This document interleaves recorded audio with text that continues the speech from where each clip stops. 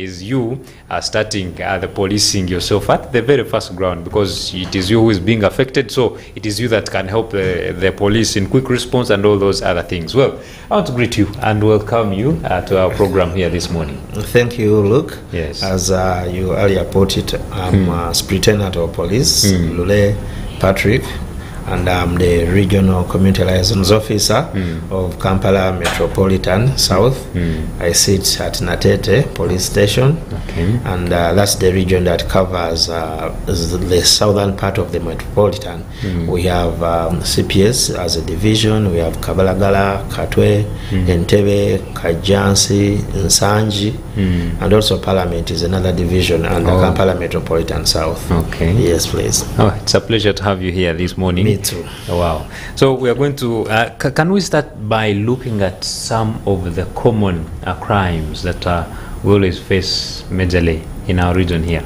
Yeah. Actually, you will allow me put it clear to you that I would interest myself today in informing our viewers the kind of crimes we deal with as the police or as the institution, because in criminal proceedings we have two categories. Yes. We have the civil procedure. Sorry, the civil is not under the criminal, but we have in legal procedures we have civil procedures and also we have criminal procedures.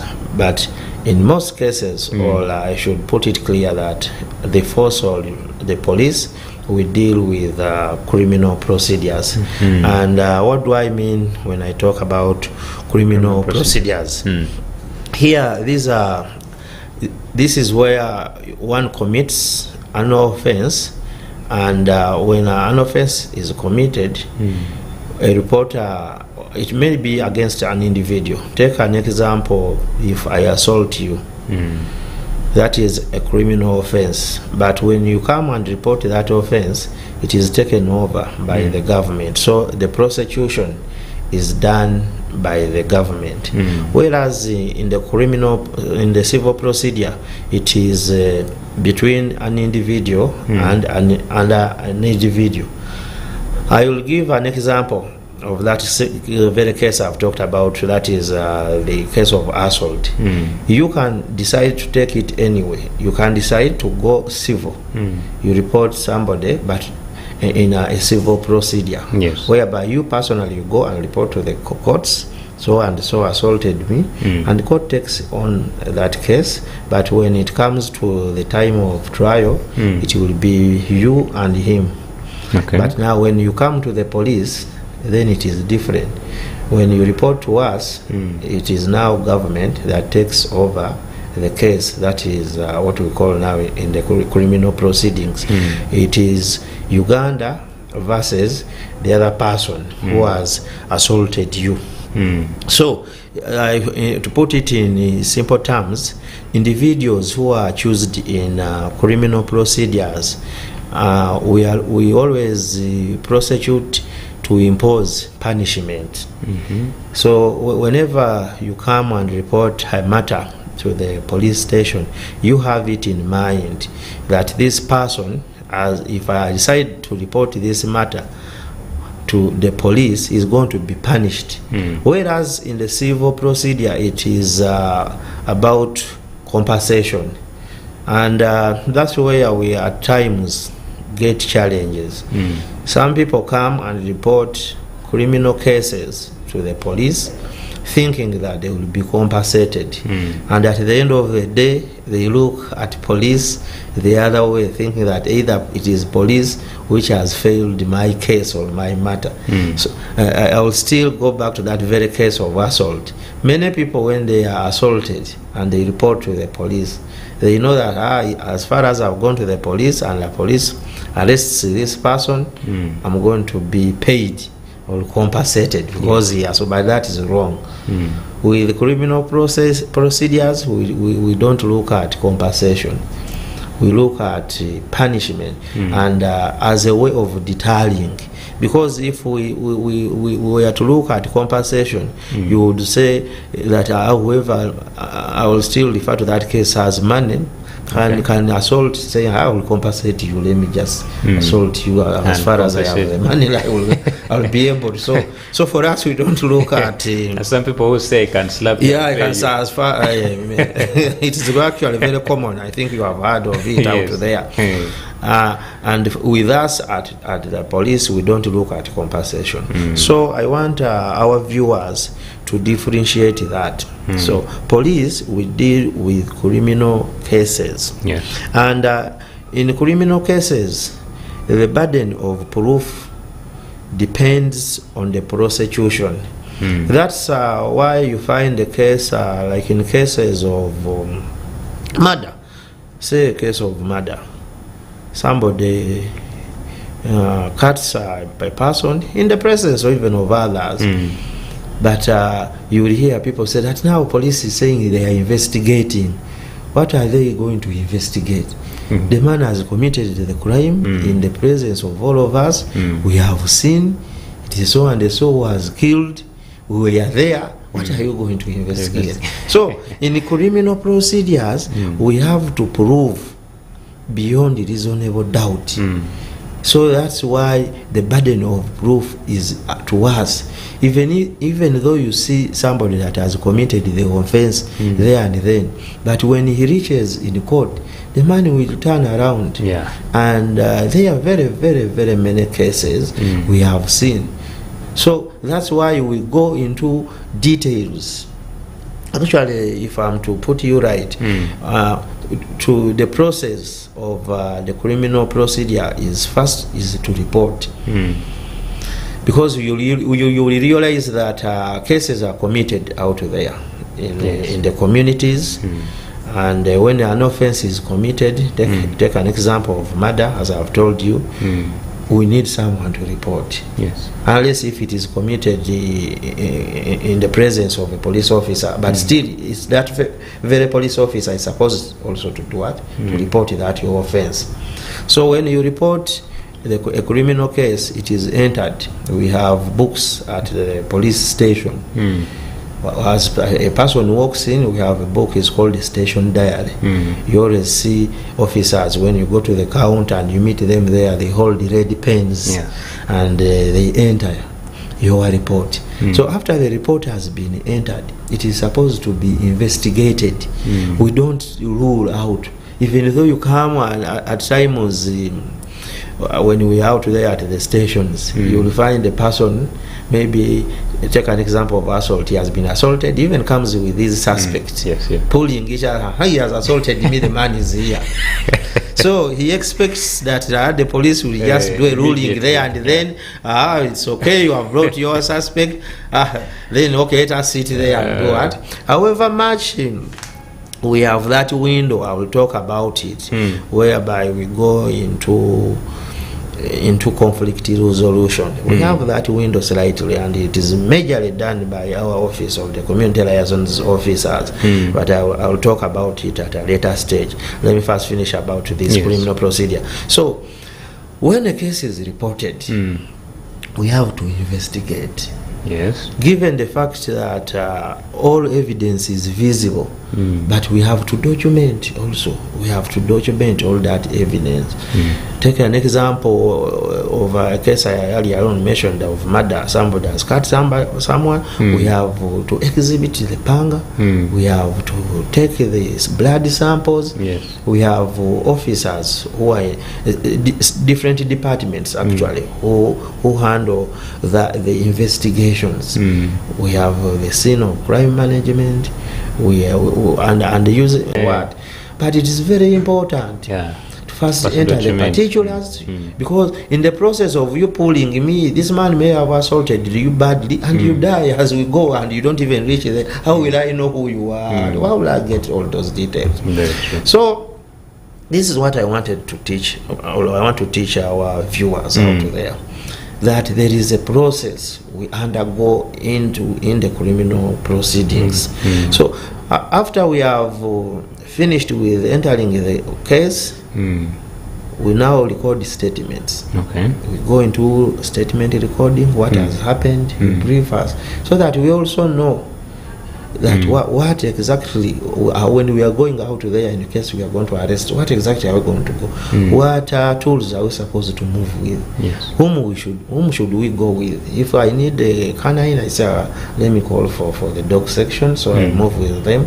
I go to this field. So after that, we go now for arrest. But in most cases, before we go for arrest, we are supposed to first do a little investigations to know that really the person we are going to arrest is the exact person that is culpable for this offense. You don't just move. We are not supposed. However much that the situation at times pushes us, as I have earlier on told you, but we don't just move. We are supposed to first know, is this the right person? Is he the person who committed the offense? Then now we move out, we go and arrest the person. After we have arrested, we come and also record his or her statements, and from recording all his her statements, then we compile a file. We put the evidence that we could have gathered out there. Yes. Then we send this file to a person who is called the office of the DPP, actually, but in most cases out there, they are called the officers of the resident state attorneys. At times, the local communities talk of state. Person tell you, they have told him my file is at state. You have gone to the police again, they have told him my file is at state. So those are the resident state attorneys. So we send them those files for possible legal advice. Remember, now we have your suspect with us, and we have now sent a file which we have compiled for legal advice. Now the state advises accordingly. You will find that at times he may advise that you do more investigations. So when he advises like that, for example, he says there is something that still is lacking, find out this. Then we look at now giving police a bond. And that's also another challenge we get. Now the state has advised to do more investigations. The complainant says, no, police, you want to release my suspects. I want my suspect either in court or he does this. So when you talk to a person that, no, state has advised that let us do more investigations into this matter, then the person will become very, very bitter. You say, no, police, you are arrested, I help you, arrested my suspect, I want him in court.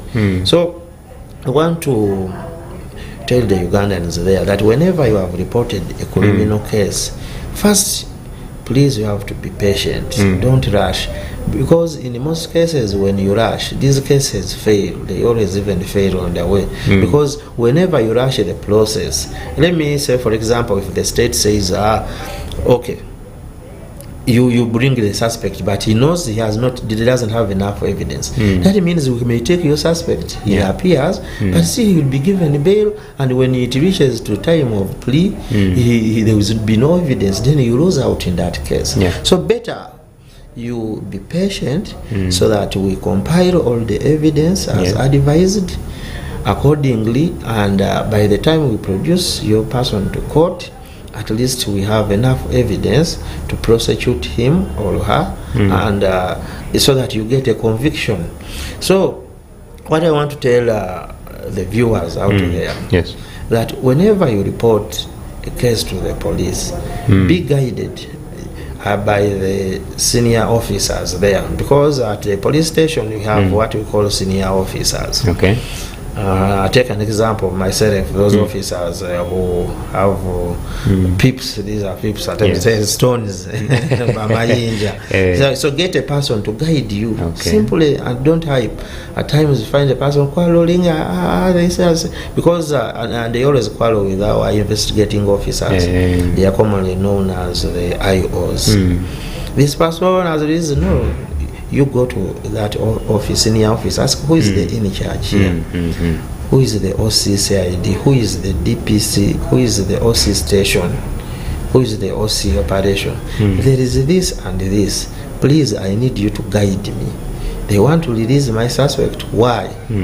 this person will be in position to either call for your file, and he explains to you the procedure. Because I've told you now, like after we have sent the file to state, after state has advised, if he sees that the evidence is there and the file is ready, then you will say that I produce the suspect for plea. Yes. Then for us now we shall take the suspect to court. Okay. And when the suspect now appears, then we expect trial to start. In the process of trial, now we shall be calling you to come and give evidence, because I've told you in criminal procedures now it is not you versus the other. Even if it was you who was hurt, but now it is government versus. So now it is state who is going to prosecute the other suspect of yours on your behalf. But at one point, court may call you to come up and you also appear, you give your evidence according to what was put on file. Oh, yes. So when this person is now probably convicted, he is supposed to be sentenced. In most cases with criminal procedures, it is supposed to be sentencing, and then the person goes and serves.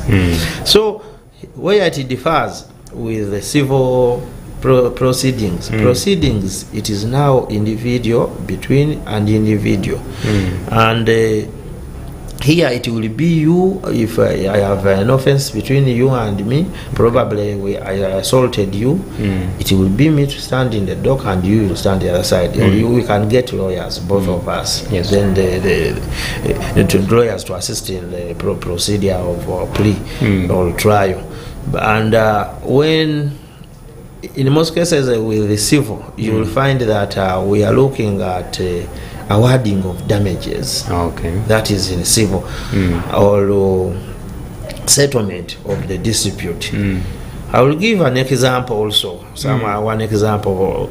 We have cases like traffic cases. Yes. You realize that a person may commit a traffic offense, maybe an accident. Yes. And in the process, somebody dies. Let me say a vehicle knocks a person and the person dies. So the family, the bereaved family, believes that this person who was knocked is supposed to pay them. And they believe that he's supposed to pay them using police now. We have this person has knocked this driver has knocked our person. Let him pay. Let him pay. Let him pay this. Let him pay that. That is wrong. It is not supposed to be like that. Actually, that will bring out the difference between criminal and civil. When somebody commits this offense, take an example, a traffic offense, and he knocks a person dead. For us as police, shall come at the scene, of course, get the suspect, who is the driver now, pick the vehicle as some of the exhibits, and also pick the body. When we pick the body, we shall take it to the mortuary, because why do we have to pick the body? Because it's part of our evidence that we shall produce in the court, that because we need to do a post-mortem, which we are supposed to produce in court to show that really there was death that occurred from this accident, an accident that happened, then there was death. So we do post-mortem. And at times you also realize that people don't want that. In the villages, me I've ever worked in villages. I was in Busia one time. When they knock their person, say, I tell now police, why are you taking the body? For us, we have seen the accident has happened. It's okay. Let us take our body, we bury. Our person has died. Again, you are taking the body there to disturb us. It's not supposed to be like that. We are supposed to take this body, we carry out post-mortem. It's the other thing I told you. It's part of investigations. But now here, the community is just ruling that you have seen. It is a vehicle. It has no. What are you investigating? No, we are supposed. So we take the body for post-mortem, and we get those results. Now, when we reach a point of prosecuting this driver, we have all the evidence to show in court that this driver, while he was on road, he made an accident, and in the process a person died. Then this court will decide, and as I told you, with us in criminal procedures, it's all about imprisonment. Yes. But still it can give a lighter punishment. For example, like in cases of an accident, you realize that when a driver has a driving permit, almost 50% may have passed that case, 50% even plus, because he's supposed to be on the road, of course, driving, because he has a valid driving license. Yes. So when a case court may release now this person, maybe cautions him, and next time don't drive recklessly. This happened, but since you have all the documents and what, or you may give him a light sentence, like we are imprisoning you for 1 month. Now for you, the family of the belief, you are not contented. Say, but the person killed that driver killed our person. How can he serve for only 1 month?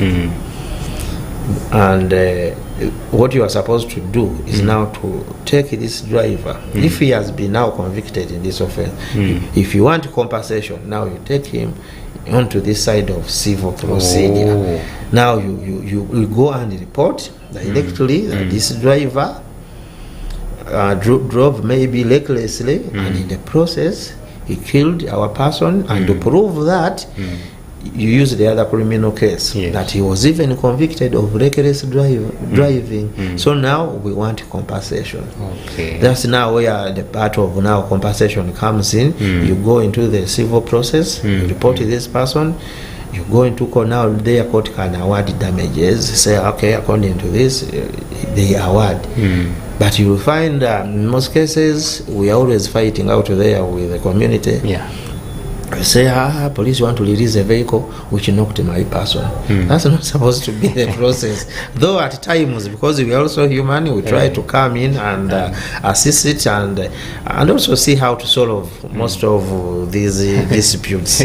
So because in most cases, some cases we term them as misdemeanor cases that call for a punishment that is less than like 1 year. Because now for you have seen this driver has knocked your person, but it's not a capital offense, because this is a traffic accident. It's a minor offense, and now but because of the outcome you feel that no, this is what should really happen.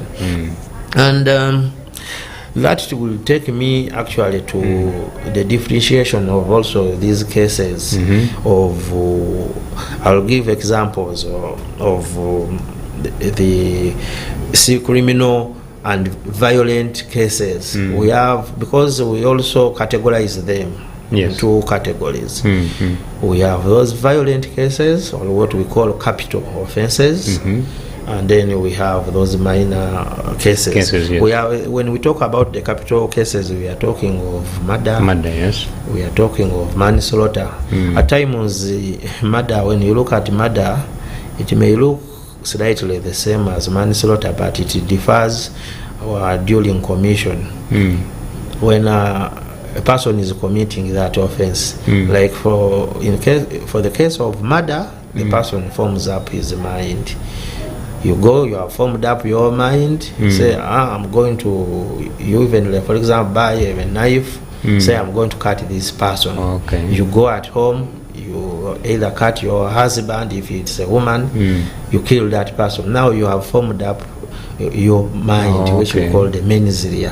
You have a mind, but you may find at times a case similar, it may be similar to murder, but it turns to be manslaughter. Take an example. I will give you an example. You go back home, you realize that maybe your wife is having an extramarital relationship. You have somebody else in the house. You didn't expect it.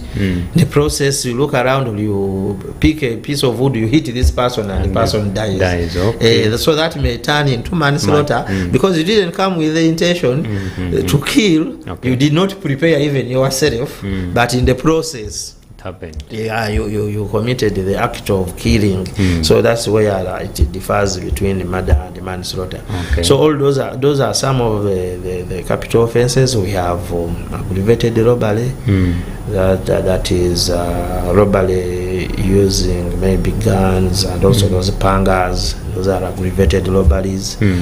We have defilement. It also has the other part of aggravation, where the aggravated defilement, if the kid is below 12, and 12 and below, that is aggravated. Then from 12 to 18, that still it is defilement. All those are capital offenses. We have rape. If you force somebody into those sexual activities, all those are arson, burning of anything, or burn a house or a garden. We have human trafficking. At times, some people actually don't know that human trafficking is a capital offense. I can give you an example of that case of human trafficking. These people who take people for jail outside of the country, and they don't have official authorization. That is human trafficking, and it calls for a big sentence. Okay. So I would like to caution our viewers out there, for those people who deal in taking people abroad to do those odd jobs. Please, you should take note. You should do that under license, because I'm aware that there are licensed companies that are supposed to take people abroad for those odd jobs. We have torture. All those are capital, and in most cases, torture goes to us, the men in uniform. You find all the security officers in most cases, but also another person. You also can torture a civilian. You can also torture. You can torture any other person, but in most cases, torture comes to the men in uniform. So those are some of the categories of criminal and capital offenses. Then these others, which I talked about, the minor, where we have the traffic accidents. Most of those fall under the minor offenses. Okay. We have a common offense where we always arrest people at night. They always talk why you're arresting people. What type of offense? And then you call them idlers. But you call it public nuisance. Yes. How about these who steal chicken in the villages? Petit now that it differs. Chicken theft, because theft of animals, it differs, because there is what we call as petty theft, and there is that theft of animals. Theft of animals is not into the minor offenses, because at times most of even those cases are committed with other intentions. The person who comes and steals your animal, he has other intentions. When you get him, he may even kill you. So we have those other small ones like vandalism, and also assault, simple assault, but it can also now, assault can turn into capital when it becomes grievous. So you don't be out there and start fighting a colleague thinking that it's a minor offense, because it will now be determined by the doctors. That's why I told you that with us in criminal proceedings, we investigate, because now you may assault somebody, for you will not know what you have done. For example, I may box you and you have other ailments which I cannot see. So by the time you go to the doctor, he says, but what I'm seeing, depending on what happened to you, there is an internal organ, and this that has been damaged, and this internal organ may not be easily replaced. Maybe you can kick a person and you damage a kidney. Say, this is going to be a permanent what? Now the case turns to grievous. So now it becomes capital. Whereas for you thought it was a simple case. We have those other cases of obstruction of officers on duty. Most of those are minor. Those are what we call the misdemeanor. And now let me cut you short a little bit. We'll go for a very short break and return with more of this discussion. I like how it is flowing. Please stay on. Issues at hand, powered by Protea Hotel by Marriott Entebbe. Comfort and luxury at its best.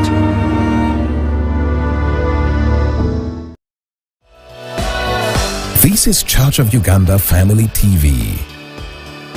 Enriching lives. Regulated by the Uganda Communications Commission.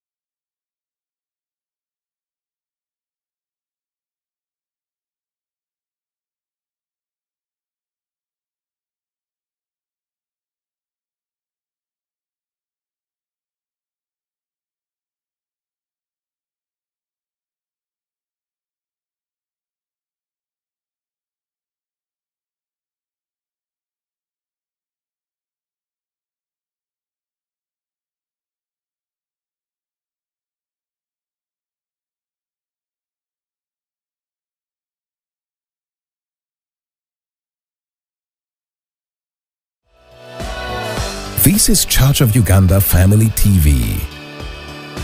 Enriching lives. Regulated by the Uganda Communications Commission. Issues at hand, powered by Protea Hotel by Marriott Entebbe. Comfort and luxury at its best.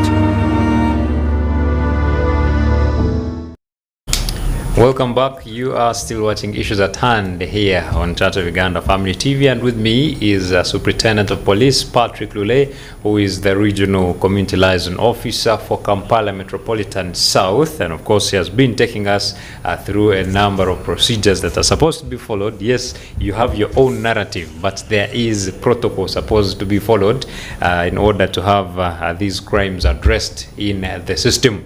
So please, you should always be very vigilant and also take on these, follow the procedures that are there. Do not go heads up with, because we have had some of you that managed to even quarrel, and some of you quarrel, even we have seen some of them actually slapping some officers in some instances because of their aggressiveness. So please try to follow the laws or the procedures that are put there, because they work under laws. That is something you should always have in your minds. Well, Afande and I want us to draw a comparison between the crime rate of how we are right now and some years back. How is it? What's the comparison like?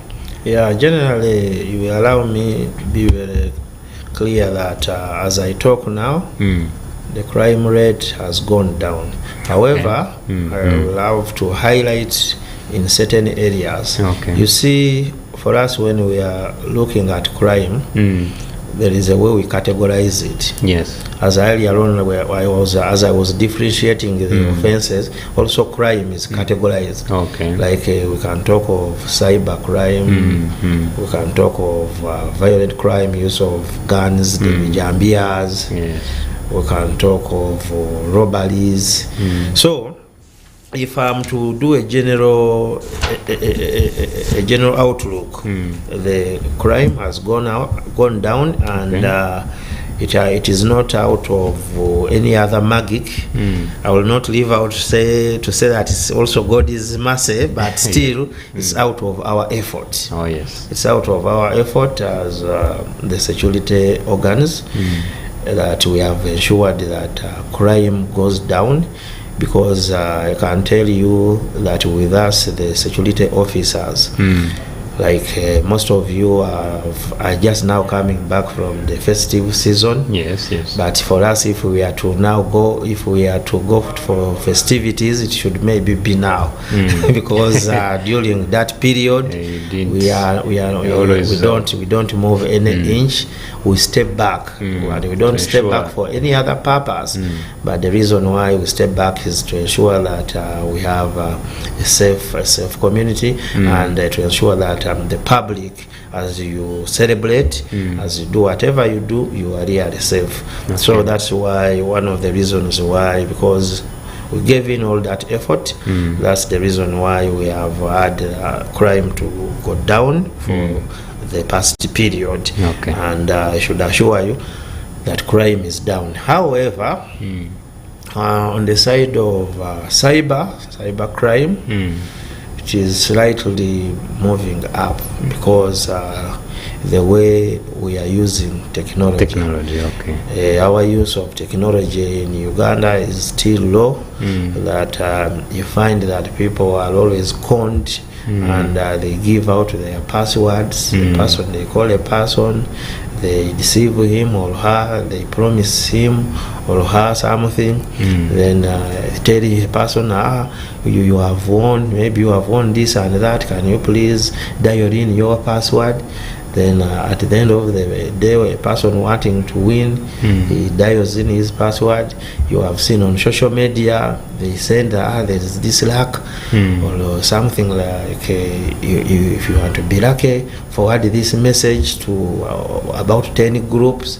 Then the person forwards. In that process of forwarding, or maybe liking a link, these fraudsters, they have advanced technology, and in that process they hack into the systems, and they have managed to commit multiple offenses.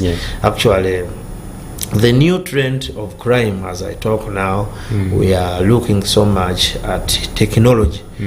We are looking at technological advancement. That's why you are seeing that we are bringing up the issue of computerized or digitalized number plates. And we are working so much on technological advancement as one of the ways that we are going to use to fight crime. So I'm very, very much sure that with cyber crime, it is slightly on the increase, but we are trying our level best. But this other general crime, it's completely down as I talk right now. And I think with that, I should give also some highlights on how people can prevent some of these crimes. As always, we have mentioned, more especially these are the petty and minor crimes at home. We expect our communities there to be vigilant, and more especially during this period, because there is a lot of pressure. People are just from the festive season. People have overspent. Now they are getting back to their normal duties, and I should also say senses. They are realizing that things are not moving on well, and whenever there is such a situation and the pressure, you realize that people will indulge themselves into criminality. Yes. So I lure our people out there, who are our viewers, that let us be on the look. First, we always call it through neighborhood watch. What we mean by neighborhood watch, there are 4 positions you are supposed to watch. If you are like here in the middle, you watch your front. Yes. You watch your side to the left, you watch your side to the right, and you have to watch your back. So as you may not so much watch your back, we expect if your neighbor is doing what you are doing, that means he's watching now your back. So if we always do this wherever we stay, be it out there in our homes, you should start by knowing your neighbor who stays in all those angles I've mentioned. Yes. That I want to assure you that you will realize that most Ugandans overlook that, and those who have not overlooked that, they are in conflict or dispute with their neighbors, and that's why crime is being committed, because a person or a neighbor cannot call a neighbor that I'm hearing this, or even if a neighbor alarms, the person will not come out, because it's out of our relationships, the way we are behaving out there. If now I'm talking on at the level of where we stay, So I want to tell our viewers that wherever you stay, even if you're in a fenced house, look at those 4 positions. Who is ahead of you, and be in close touch with him or her. At this local level of ours, where we stay in Muzigo rented houses, still do the same. But you realize that if even a neighbor, like he has hung out clothes and it starts raining, the other will not even care. You will find a person fidgeting. A person fidgeting. So I have to rush, and I had hung out my clothes. But how? But there's a neighbor there that he knows they are in dispute. He cannot even call the neighbor. At times, even he doesn't even have the phone contact. He doesn't have the phone contact. So we should start with those small minor things. First, we should avoid being in dispute with our neighbors. I think also the Bible says so. Because it is not us now as security. Even if you go at the level of the Bible, first stop being in the dispute. If you are to fight crime, that is number 1, because even if you are going back home, it's your neighbor to alert you. That but I've seen something suspicious. But we have always had cases of people being hit at their gates. Very many cases. And you wonder how. And these people always come and lay in wait, but nobody bothers. A person is moving around. There is a suspicious person maybe around, moving around. You cannot even ask, hey, but who are you, please? Or even to go and hide some, say, but we are seeing some suspicious person. But because he's seeing this person is not at his place, or he's at the neighbor's place, so he doesn't bother. So that's neighborhood watch. That's the first and very key point. Then we should go into community engagement through meetings, and that is done basically by us, because we have always moved out there to the community. And we cannot move everywhere. That is the fact. That's true. Because we are slightly thin on ground, but we expect the local leaders out there, the LOCs, to hold meetings. I'm happy I'm from a village where every week, actually every month, because I don't know, because it is a town, maybe it's a town local council, but weekly they meet And whenever you have a challenge, the community goes there and they try to see how to solve those challenges. Then they hold monthly meetings. So we expect local leaders in that process. Whenever you call people and meet them, you will be able to get information that we are suspicious of such and such a person who stays in this area. There was an incident that happened in Natete, a person who had skulls, human skulls, over 50 human skulls. He was found with over 50 human skulls. But this person was staying in an area, and the people were always suspicious about him. Very suspicious, but they could not come out and report. Not until the man was arrested. Now they were starting to tell us, but we have been seeing this man, and we have always been suspicious. The way he comes, the way he enters, he doesn't open. He closes himself inside. He keeps the curtain down all the time. When he enters, we hear some things cracking inside there. You can imagine people becoming suspicious to that extent, but they have never spoken out or informed any person. Not until, and that had gone on for over 10 years. Over 10 years. Oh my God. The neighbors were suspicious. Now when the person was arrested, they said, oh God, we have always expected this, because we have been seeing the behavior of this man. So what do we say as police? Whenever you become suspicious of anything, report immediately. There and then. Don't wait. Even if you may not need to rush to the police station, but report to the local authorities. Report to the neighbors. Say, what is it? Share it. In the process of sharing it, at least the information now will link out to us, the security operatives. And I should also advise you to use those WhatsApp, because we have talked about technology. So those WhatsApp groups, because it's easier. Always, I am seeing most of these days, most people are on phone. So I think it could be easier for you to write a simple message. So if you have probably a homestead of about 10, you all collect your WhatsApp numbers. You create a smaller group, starting small group, security group for these 10 houses or 10 members or 20. So you share whatsoever matter of security, leave alone these other issues or politics, but let now that be a concentration on security, because it could be easier if you're hearing, you become suspicious, you're hearing something outside, you WhatsApp very fast on that, so somebody at least may pick it up, then he forwards it to someone else. That's how now information may do what. So we would like to see you viewers out there sharing that vital information. Because we have always seen a lot of sharing, but information which is not useful in most cases. 70 or 80% of the information shared on those social media groups and what really it is not so much useful. And you are leaving out the gist, the useful information which you have at hand, and which doesn't cost you even anything. I'm happy there is a WhatsApp group which I'm part of. It's for the borders.